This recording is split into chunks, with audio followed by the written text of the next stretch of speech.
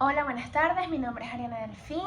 Soy antropóloga social egresada de la UCB, actualmente profesora de la Cátedra de Antropología Social 1 y 2 e invitada especial a este congreso, el 14º Congreso de Antropología que se está celebrando a nivel de Latinoamérica y bueno, que queremos realmente incluir a todos, por eso lo estamos haciendo de forma online y vamos a abordar específicamente esta ponencia que nos incumbe tanto al gremio de los antropólogos sociales como los antropólogos físicos, ¿ok?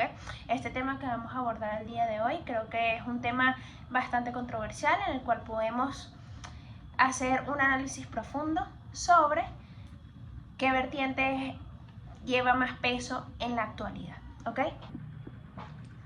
Bien, el día de hoy vamos a tener esta ponencia sobre un tema tan relevante para la antropología, tan fundamental, que tiene varias vertientes.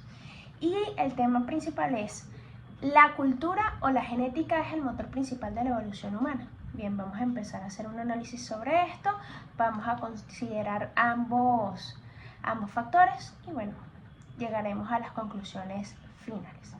Vamos a tener en cuenta que la genética es indudablemente la base sobre la cual hemos desarrollado todas las formas de vida. Siempre hemos sabido sobre la evolución, sobre las fases en las que justamente un ser vivo debe pasar hasta evolucionar y llegar a la adaptabilidad que necesita para poder sobrevivir en un medio ambiente específico. A lo largo de millones de años, los cambios genéticos a través de nuestro ADN han permitido que los seres humanos evolucionen, se adapten y posteriormente sigan llevando a la nueva generación este tipo de cambios. De acuerdo a esto, entonces podríamos argumentar deductivamente que si la evolución de todas las especies, como dice Darwin, ha estado guiada principalmente por cambios genéticos y los humanos somos una especie más, entonces es lógico concluir que nuestra evolución también ha sido impulsada principalmente por factores genéticos, ¿ok? Vamos a tomar como ejemplo la capacidad de poder digerir a la edad adulta la leche. ¿Okay? Esto es un cambio genético que se ha ido extendiendo en poblaciones humanas como respuesta a la domesticación de animales y el consumo de leche. ¿Qué quiere decir? Sabemos bien que a lo largo del tiempo, en todas las especies de mamíferos, ellos cumplen con ciertos estadios y justamente en el estadio de infantes, en el estadio de neonatos, necesitan el consumo de leche materna para poder tener un crecimiento. Sin embargo, los seres humanos somos como que la única especie que realmente no solo se alimenta de leche a la edad de infante, sino que a lo largo de su adultez también la sigue consumiendo, la sigue digiriendo y no tiene problemas digestivos al momento de digerirla. O bueno, la gran parte de la mayoría de la población no tiene este tipo de problemas. ¿Por qué pasa esto? Porque hemos tenido una evolución, hemos modificado genéticamente nuestro organismo para poder tolerar este tipo de lactosa y justamente seguir consumiéndolas en unas etapas que otros mamíferos no la consumen. Sin embargo, podemos realmente ignorar el poder que tiene la cultura en todo esto. Le estamos tomando realmente ese papel importante de lo que significa este cambio. Bueno, vamos a profundizar un poquito en este tema. La cultura justamente permite la adaptabilidad rápida sin necesidad de cambios genéticos. Si bien sabemos que el cambio genético se puede dar, también tenemos que tener en cuenta que ese cambio no se da de un día para otro. Son miles de millones de años de evolución para poder hacer factible ese cambio genético. Sin embargo, la cultura es lo que permite justamente adaptarnos de forma más rápida a un medio ambiente diferente, a un medio ambiente distinto, y justamente es a través de herramientas, de el desarrollo social, de relaciones sociales, de esta nueva forma de concebir el mundo, es que nosotros realmente podemos hacer esa adaptabilidad que se transmite de generación en generación y en una brecha de tiempo muy corta, porque si bien sabemos que quizás de un padre a un hijo pueden pasar 10, 20 años, a comparación de un cambio genético, es una brecha muy corta que podemos hacer factible, ¿ok? Entonces, inductivamente podemos observar que muchas adaptaciones humanas modernas, como el uso de la tecnología, así como el uso del teléfono, de la inteligencia artificial, todo este tipo de cosas no se deben a cambios genéticos, sino a cambios culturales, ¿ok? La rápida propagación del uso de teléfonos inteligentes en la última década, por ejemplo, no tiene una base genética en sí, sino más bien cultural. Y este patrón repetido en diversas tecnologías y comportamientos sugiere que la cultura tiene un impacto fulminante, un impacto directo y poderoso en nuestra adaptación y en nuestra evolución.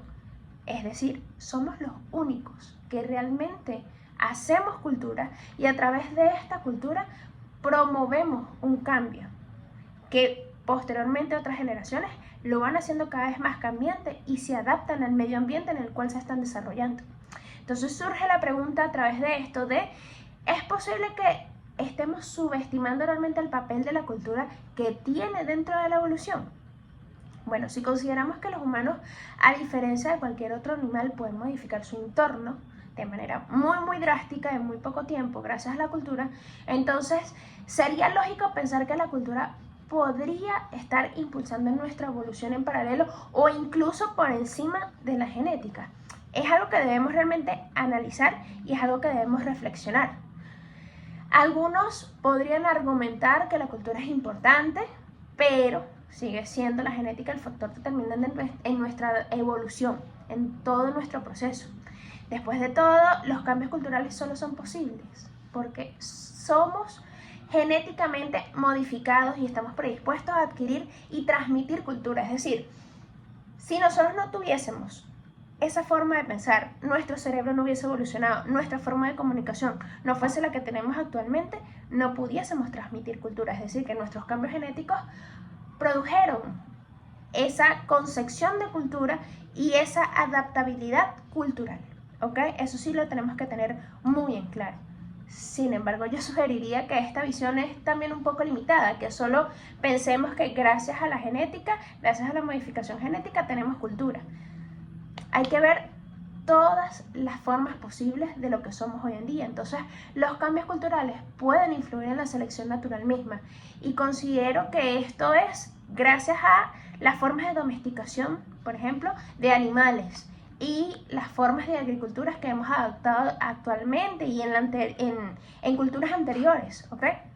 Estos desarrollos culturales han permitido que ciertas variantes genéticas se propaguen con mayor éxito en poblaciones humanas.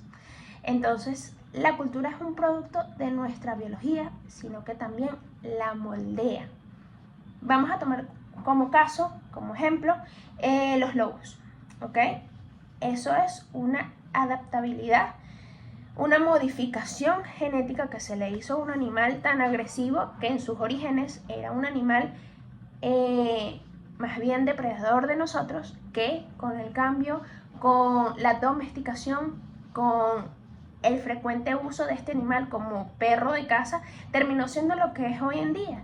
Entonces sí, no solamente la cultura nos ayuda a nosotros, o sea, no es solamente nuestra adaptabilidad de nosotros mismos, sino que nosotros también adaptamos todas las especies, tanto animales como vegetales, que están a nuestro alrededor y hacemos una influencia y modificamos incluso la genética de estos seres con los que convivimos también. Entonces sí, realmente la cultura es un pilar fundamental a lo que somos actualmente hoy en día como seres humanos. Entonces, para concluir ya este debate y esta forma reflexiva de ver el mundo, queremos saber para qué sirven los argumentos inductivos y deductivos en esta discusión sobre la evolución humana. Bien, los argumentos deductivos nos permiten partir de principios generales y aplicar la lógica para llegar a una conclusión específica sobre la evolución humana. En este caso, nos ayudan a entender cómo la genética ha sido tradicionalmente vista como el principal motor de nuestra evolución. Si bien la postura de antropología física se guía mucho bajo esta mirada deductiva, ya que siempre es fiel a la parte de los estadios evolutivos que se van dando, también tenemos otra postura con los argumentos inductivos que nos permiten observar los patrones de conducta, los comportamientos, las relaciones sociales entre los humanos y sacar conclusiones mucho más amplias sobre la influencia de la cultura sobre estos mismos. Entonces nos abren la puerta a considerar el impacto de las decisiones culturales que tiene todo lo que hacemos en nuestra biología, en lo que somos como especie, que también es un factor muy importante que muchas veces se deja a un lado. Así que hay que considerar que tanto la genética como la cultura no solo estamos utilizando diferentes tipos de argumentos para explorar un tema tan complejo.